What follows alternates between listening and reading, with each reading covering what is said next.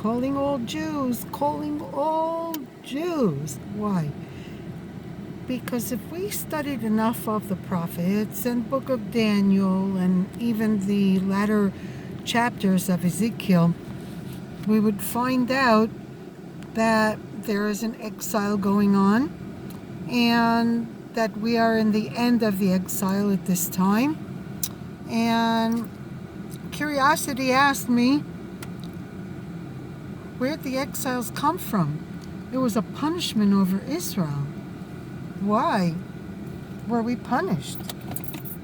And so I was looking further into all of that, and I've come to the conclusion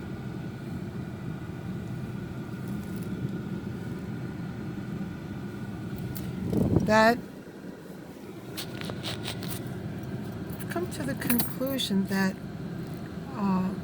we're the only ones in this world that have the truth. We're the only ones who know it, who is Hashem, who is God, the real God. We are the only ones who have the original scriptures. Oh my goodness, how are we going to do this? Let's see. Okay, trying to drive the car and make a message at the same time is not necessarily an easy task. But we can do all things. It's going to be that this is a very good Torah class. Okay. Here's the bottom line. Why are we out there letting the Goyim know that they're worshiping idols? And it's come that it's even gone further, that now there are many lost Jews in this world, from the Inquisition of Spain, from the Holocaust, from all kinds of different mishaps of the exile. And on top of that,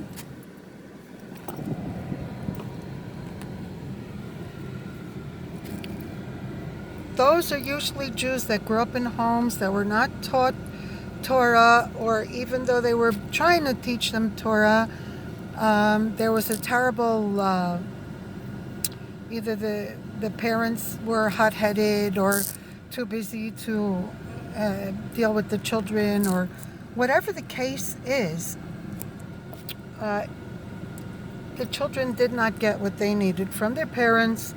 And so they went into this world in spiritual ignorance like a goy. And I'm not saying that non-Jews are ignorant, but ignorant to truth, yes, most of them.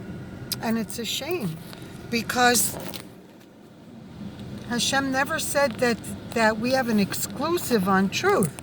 As a matter of fact, what does it say in the Torah? It says that we will be a light to all nations. What does it say in the Torah? It says that in the end days, all the nations will know who is God, and evil will be removed from this world, and then there'll only be one God, the true one. So I wonder what's going to happen to cause that. You know, it seems to me that it was our responsibility as calling all Jews to get out there and let them know the truth. Even if they don't have to hold Shabbos, they still stand to know who is God. And none of us seem to be out there trying to help them or teach them. And I think that's why the exiles came over us. I think it's Ezekiel or Yehezkel 38 or 39, verse 23, that pretty much covers what brought the exiles upon us. And there were some pretty heavy stuff. We're talking about the Inquisition of Spain. We're talking about the Holocaust. Nightmares that were punishments. This virus going on in the world, maybe it's because The majority of creation is following after JC, who is a false god. He's a man. He's not God. God is not a man that he should lie, nor the son of man that he should relent. That's Numbers 23:19, I believe it is. And in 1 Samuel 15, verse 25, God is not a human. Well, most Jews know that. How is it that non-Jews don't know that? And why not? So, this particular video of calling all Jews is to wake up our nation. It's to let us know that it's a little kind of late, because I've gone and visited churches and talked to pastors, and not supposed to even go there, yeah? But trying to help them find truth, and they're not interested, because Hashem made it very easy to follow falsehood and make it look like it's the real spirituality when it's not. But someday soon, according to Zechariah chapter 8, verse 23, 10 non-Jews, a minion of non-Jews, are going to grab the tzitzis of a Jewish man and say, we want to go with you because we heard you're with God. Huh? Must be Roman exile ended, and Hashem is going to pull the rug out from under everybody's feet who are very comfortable in doing idolatry. If you know what I mean. And that's basically bottom line there. Bottom line. That all creation deserves to know Hashem.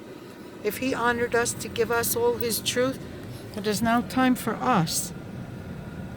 It is now time for us to get the good news out there.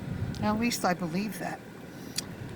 Even though it's not easy these days, it's more difficult than it's ever been. Nothing is impossible for Hashem. Let's do this. A lot of davening is needed for this, but nothing impossible. Let's be the ambassadors of Hashem in this world, through example, through everything we need to be a light to the nations. And with that, I wish you a great Shabbos, and I wish you bracha, hatzlacha, b'simcha, in this new year coming up. And don't forget, this is the time to make your list of petitions and to ask the Eibishter for what you want, right? Anyway, shalom, shalom, shalom should be only goodness, happiness, joy. May the Eibishter make his face to shine upon us and keep us in perfect peace. Oh, and also, may Hashem bless all of you with perfect health as we go through these times of plagues and, oh my goodness. Shalom, shalom. Zayga Bench.